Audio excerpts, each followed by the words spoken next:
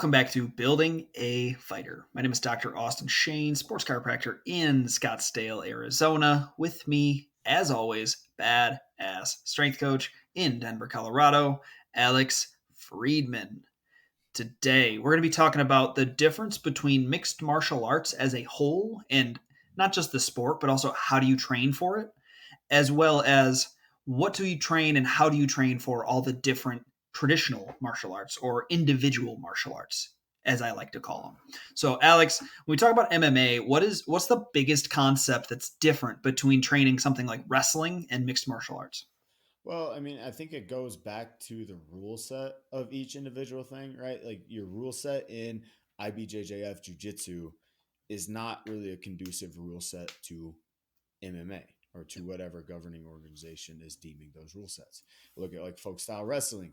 That rule set constitutes different movements than mixed martial arts, right? And so we look at the rule sets and what they kind of constitute, and then we look at like effectiveness, right? Because there are some moves that cross over just point blank, right? Some just like, Right, hey, like double leg takedown.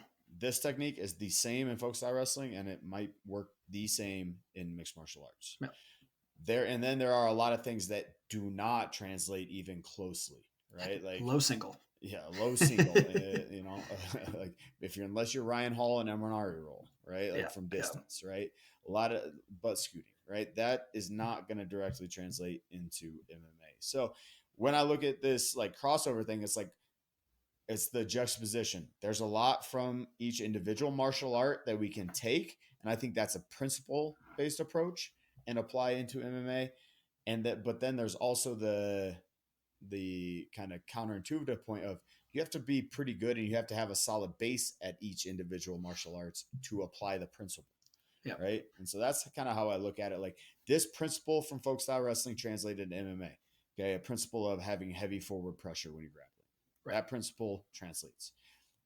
You can't really identify and be good at that principle in folk style wrestling until you get sufficiently good at folk style wrestling. Mm-hmm. And so there's your catch 22. You have to be sufficiently good at the individual martial art to apply the principle to MMA, even though the exact technique doesn't apply to MMA. Right. Well, we were saying the same thing about it in our hot take episode where like why you do something is more important than what you do, right? Yeah. It's more important that you understand the concept behind a double leg takedown and taking somebody to the canvas than it is to do the just a double leg takedown because there's a bunch of different takedowns, right? Um, you, that being said, you do need to get technically proficient, like Alex was saying, right? You need to be good at every martial art, right? You need to be a good striker. You need to be good at jujitsu. You need to be good at wrestling. You need to be, I wouldn't even say good. You need to be higher level competent, Yeah. right? It's not even good because, and then outside of that, like you could also get great at one. Think about Alex Bahia, and then have to learn literally just the basics of everything else, which is what he did to get to the strap. There's a bunch of different ways to get there, but what I want to kind of get at is training mixed martial arts is just an equation, right? We just need to find the right equation for the person in front of us. If we have somebody that has traditional martial arts background of point, like Stephen Thompson, a traditional martial arts background of point karate or point fighting. Well, we know his lateral quickness is great. We know the concepts that he has, understanding the shapes and understanding the angles are going to be there. So, how do we train from the grappling side to get him up to par to allow him to not get taken down by these elite grapplers? That's where we can go into, all right, we need a sprawl and brawl. Stephen Thompson's takedown defense is fucking awesome. Also, extremely weird to say Stephen Thompson and not Stephen Wonderboy Thompson. Right. Yeah. As I said it, didn't sound right. Like, just say Wonder Boy, man. Wonder Boy. Yeah. As Wonder Boy's takedown defense is fantastic because they isolated a variable to make him successful. He doesn't need to be an offensive wrestler. He doesn't need to go to folk style practice all the fucking time and just take singles, doubles, high crotches. He needs to focus on, all right, how do I get to my superpower, which is my point fighting approach and my distance management? And that can be trained on the wrestling mat, but it's more or less better serviced with adding in his defensive wrestling into his striking routines or striking workouts. Yeah, 100%. It's a MMA IQ thing to know when or when not to use a weapon, right? Like let's say you're a striker. Let's take Wonder Boy versus Islam, right? Right. Like Wonder Boy, you're gonna focus on some grappling, right? At no point in that fight does Wonder Boy need to re-wrestle and engage actively in Yeah. wrestling, right? Get Like, the fuck away. and then have the competence to make that decision every time. Like I see this so often, and like guys higher level, ranked top 5 in the UFC, whatever, they don't make a lot of these mistakes. But Mm-hmm. I see it in training gyms a lot, or like our regional local pro guys. It's like, okay, we've been on a heavy wrestling kick the last 4 weeks, okay, but I'm a striker. But instead, I'm going to choose to re-engage in the wrestling. Right? You have when you hit like a wrestling escape. Let's say you're escaping from the cage. Right? Mm-hmm. I have an option. Right? I can level change and re-wrestle or chain wrestle, or I could just get the fuck out. Yep. Your choice, if you're a striker, is to get the fuck out. Mm-hmm. Use your wrestling enough, have the mental and the MMA IQ to know that I don't need to re-go after this. Maybe in practice, I'll re-wrestle and go back after the takedown to understand the concept. But in a fight, and I'm going to my superpower every time, have the MMA IQ to get back to that. Right. If you're a striker, don't fucking sit to a switch. I get so fucking mad when I see that. Like wrestlers, hey, do that shit all day. It might work. But if you're trying to stay on your feet, don't just sit to a switch so you can try to get on top. That doesn't make sense Yeah. at all. Well, I mean, that's a concept I see in folk style wrestling. It's like if you're on your feet, especially like in the rear standing position, which is like a dagger position in MMA, Yep. do not go to the ground. You don't need to, Mm-hmm. right? There's like falling switch and Granby and this and that. Like those are last ditch efforts. Mm-hmm. In my first effort, I am staying on my feet. Well, that was like me as a wrestler, right? I was way better on the mat than I was in neutral position. Yeah, So when I was on bottom, I didn't try to stand up. I didn't want to get back to my feet. Why the fuck would I take it out of my element? If right. I'm starting on bottom, my goal was to try to get on top of you so that I can put you in pain and turn you. That is my Yeah, goal, right? So then why am I would initiate a stand up here and there, but I was really just setting myself up for a falling switch or setting myself up for a Granby and going after a leg attack right away. yeah, Something along those lines that's going to get me into that top position where I can put the hurt on. yeah. And like you can do that in every individual martial art, but the most important place where you need to isolate that variable of what am I great at and what position do I need to be in is mixed martial arts because it has dire consequences at all points in time. Yeah, and the positions are so hugely different, Mm-hmm. right? I'm standing on my feet is such a different, and striking is such a different sport than I'm on my back playing traditional jiu-jitsu guard, Right. right? Like Yeah. that's such a big, leap in skill set. And a lot of times athletes do have that big leap in skill set that I would much rather prefer to be in one or the other, Yeah. right? And so I think identifying that is a big like MMA IQ thing. I think one thing in today's MMA as well that we can identify versus individual martial arts in themselves is one. I think the level of athleticism in MMA is a higher than levels of athleticism in individual sports, Yeah. individual I would say martial arts, so right? because there's a professional avenue, so you get attract more people because they want to make money. Right. So, and I was talking about this today at my wrestling practice, like athletes and like the whole like just get the fuck off me or just stand up, that type of energy and muscle or whatever, it counts for something. It has to, Mm-hmm. right? Like you can't like again take like Derek Lewis, not a Right. super Jiu-jitsu proficient wrestler. doesn't work. Right. He just stands up. That's not because he's good at jujitsu. That's not because he finds a post or anything. That's because he just is a 265-pound man, says, get the fuck off me. Yep. Right. That accounts for something. Right. So I think we have to factor that level of athleticism in, and how you do that is different among each individual martial arts. Like jujitsu, we're just going to drown them. Wrestling, we're going to have to pace them a little bit. Striking is like, okay, I got to get crafty and find angles, find the body, find this and that, right? MMA, I think you see a little bit more of that, where you're going to have to work through a little bit more athleticism than each individual martial arts sport. And I Yep. guess I'm curious your opinion on that, Austin. I mean, I would agree that you have to, especially like the sport I know the most is wrestling, right?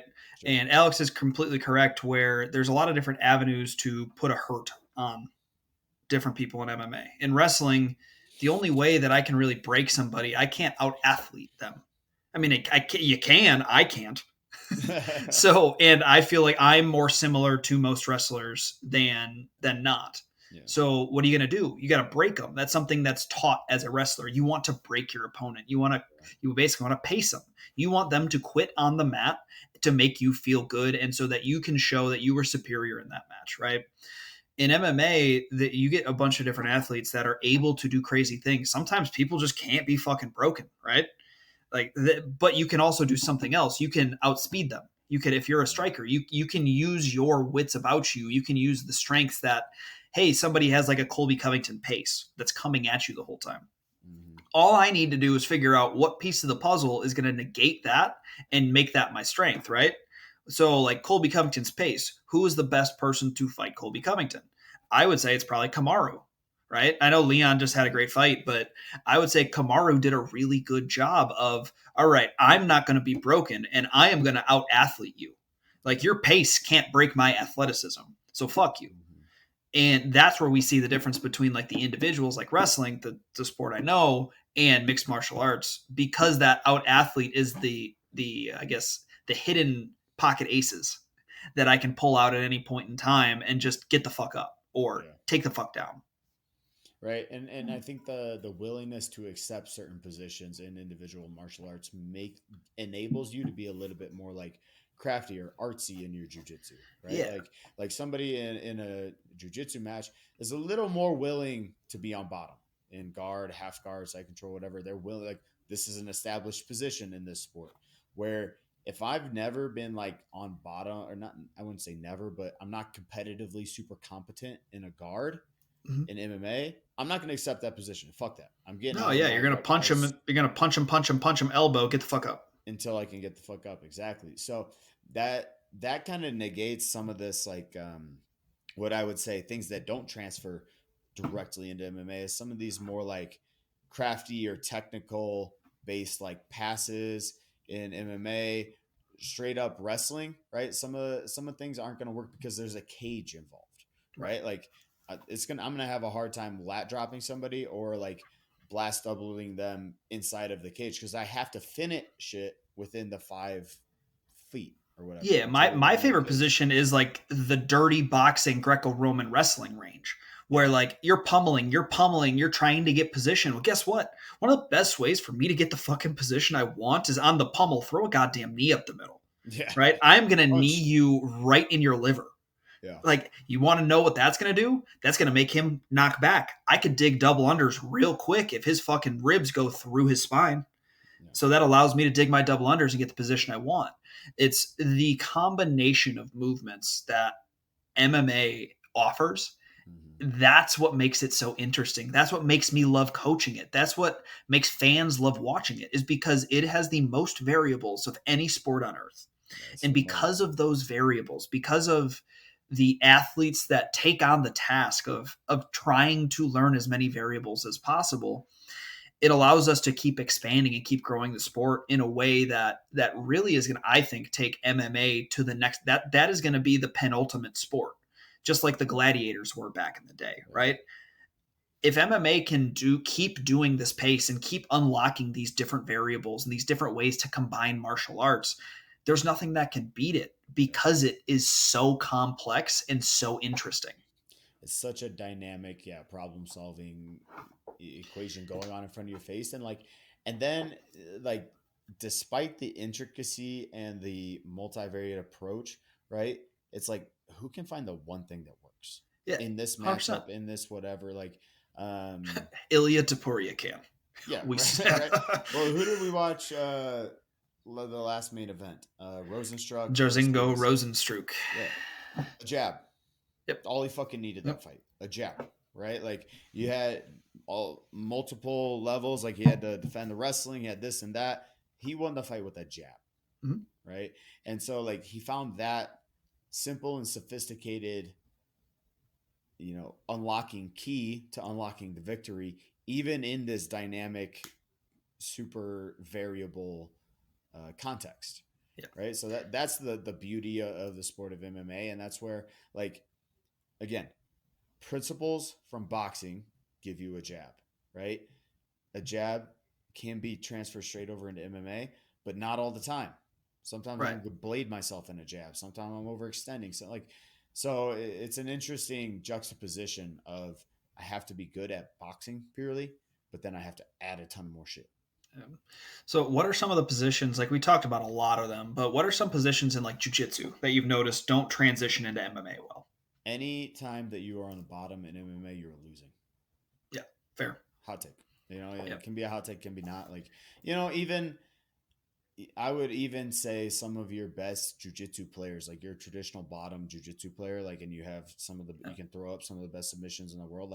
Sure, I still think that's a low percentage path to victory in Too today's much MMA. sweat. Yeah, I think you Yeah. you just get hammered and ground and pound. You get out wrestled. It's the few and far. I would be curious to see this from either the PI or somebody that does better analytics than me. What's the highest percentage, or what's the percentage of submissions that happen from bottom?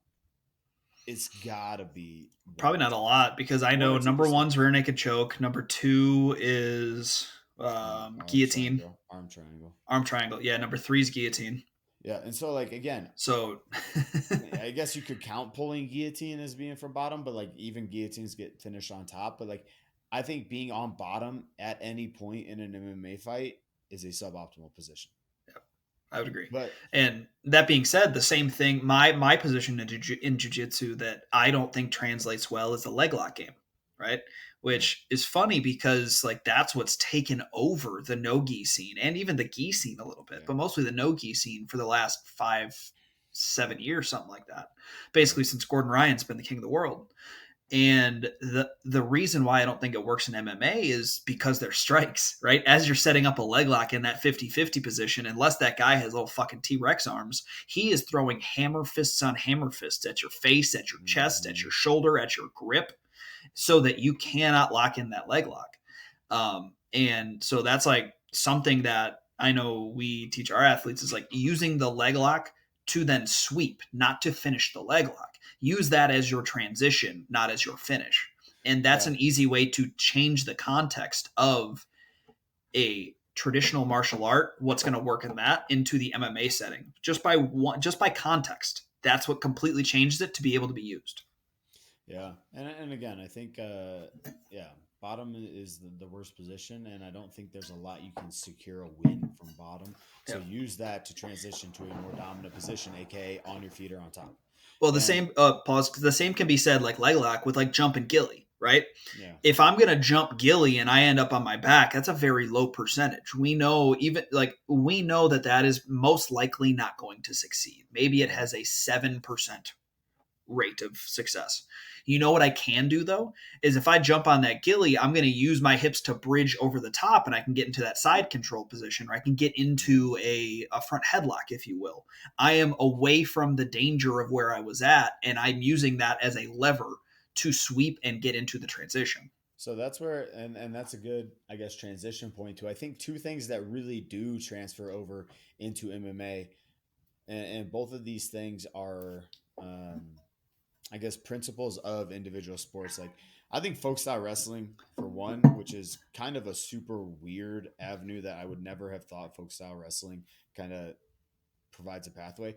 That is the most crossover and carryover of any grappling sport to today's mixed martial arts. I think is folk style wrestling, right? Maybe not for finishes, right? You can talk about finishes in a Brazilian Jiu Yeah, Jitsu thing, yeah, I'd say so. but the amount of control, the scramble off of the takedown, even like a top bottom position, like you start in typical referee's position, but I challenge you to watch how many fights you end up in like a dagger position where I have not a seatbelt, but both my arms locked underneath the Mm-hmm. armpits, right? How often does that position and control happen in a fight?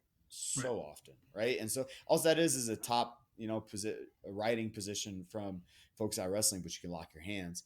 And so folk style wrestling, I think, has a huge carryover into today's MMA. And I've even watched like YouTube videos on Kamaru Usman's approach to using folk style to control people on the cage and ultimately get a takedown and break down their positioning.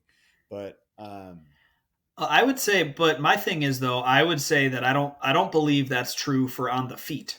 I think it's just true for on the mat, top bottom work. sure, I said grappling. Yeah, I mean grappling. Yeah, because on the feet, like Oh, on the feet, taking wrestling is shots fine. from Yeah, space, so to say, that doesn't really happen a whole bunch, right? You set it up with your strikes. yeah, Like folk style wrestling, there's not a whole lot of throws that go on. Not that there's a bunch in MMA, but yeah. that position, like most of your pummeling is done in our Olympic sport, in our Olympic styles of wrestling, not necessarily the U.S. folk style. Yeah, and I guess where I would push back there with the Olympic styles of wrestling is like you get to the mat and essentially point scoring is over. There's Right, it's fast paced. It's not about control. The Olympic 100%. styles are more about athleticism and less about control. So when you take somebody down in MMA, it's almost 100% about control, Yes. right? You have to control into your damage or into your submission. So that's where I think there's less carryover from the Olympic styles of wrestling to Mm-hmm. MMA is like, I could hit a fucking, we saw it again this weekend, man. Somebody, was it, God, who won that fight? The Russian wrestler dude. Um, Was it Bashrat? Was they fought? sorry, I'm blanking. It's anyway. Anyways, what You do you could do? hit a beautiful suplex, a fucking Oh, fantastic. Makayev.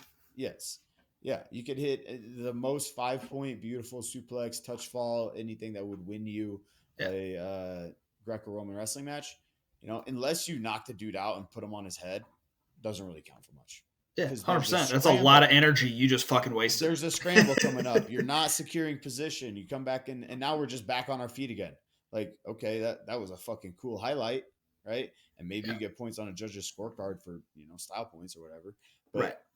but not a great transition, So I guess that's my control or my argument for folk style wrestling is I have to finish my takedown with control. Yeah.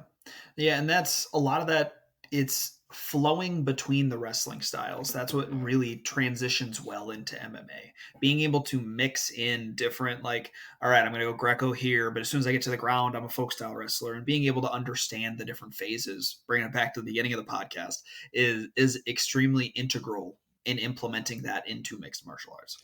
yeah, and then I think there is a lot of like Brazilian jiu-jitsu that's obviously transferable as far as finishes and chokes and Well, riding from the legs. I think So jujitsu is most applicable because of the energy system demand of the sport. yeah, I think it is personal opinion. This is a hot take. I think jujitsu is one of the most undertrained martial arts for MMA right now, and I'm not talking about like jujitsu, like going to a class. I'm talking about like having hard rolls of competition rolls of that 8 minute go. I think that might be one of the best ways to elevate your conditioning for mixed martial arts because of how similar the demand is on yeah, your body. yeah. I don't disagree there. The only pushback I think that builds a capacity for a good conditioning base. I would almost argue like more again towards folk style as far as an energy system demand because not very many rounds in MMA are you grappling for 5 minutes, right? Like Yeah, but you might though. you might, sure, But but you I'm talking about the guys that don't get tired, right? The guys that are able to continually push the pace. yeah, In my experience, those guys are doing wrestling, but they're getting a lot of live competition roles. okay.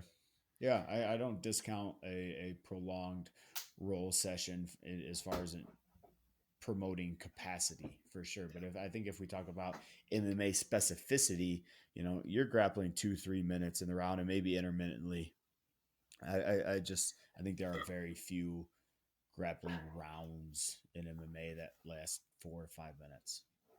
No, unless you're going against a specialist, if you Unless you're will. watching Makachev versus Sarukian, which is a pretty fun wrestling fight. Yeah, or who was it? Gamrot and Sarukian as well. That was Yeah. just a grapple fest. That was fucking Right. sick. Yeah, that's fun. Actually, who I just talked about, Mokayev, that was a Yeah. good Yeah, fight. I think he had I think he had something stupid like 16 minutes of control time. Yeah, Or right. But no, because he was a 3 rounder. 14 minutes of control time. yeah, but he also didn't get very many takedowns. I think he was like 2 for 12 on his takedowns, which is Yeah. funny. But yeah, man. So I think that's the nuts and bolts of it that we talked about. We talked about some specific individual mixed martial arts and where positions do or don't transfer over. But like it's the principles that Yeah. really have hard carryover. And to be good enough at an individual martial art to identify and be able to execute the principle is the key, right? Because especially when you're starting out and I'm doing this thing, this is my pass to this submission to this technique, right? You're going through that step approach. You're not able to execute the principle, right? Yeah. You have to be able to. You don't even know the principle. Right. You just know a script that your coach got you. And maybe that Yeah. script works, right? That's how you see in a lot of up and coming wrestling, middle school, high school wrestling. He's like, I'm giving you this script. Do this script really hard and it'll probably work. Yeah. Right. But you get to super high level wrestling or higher level rolling. It's like you have to be able to free flow and apply the principle, which is what transfers into MMA, in my opinion. 100%. Very eloquently said, Alex. If you guys got to get in touch with us, all of our information is going to be in the show notes. It's going to be our Instagrams and our emails. If you guys are looking for any strength and conditioning programming, we have that available at buildingafighter.com. By the time this podcast comes out, we'll be about 1 week away from our app being officially out of beta and being able to be used. So that'll be cool because we'll switch over from our current platform to our own platform that includes a lot of added features that are not available on True Coach. So soon that will be available. If you're looking for programs, buildingfighter.com. This is Dr. Austin Shane. Alex Friedman. And we are out.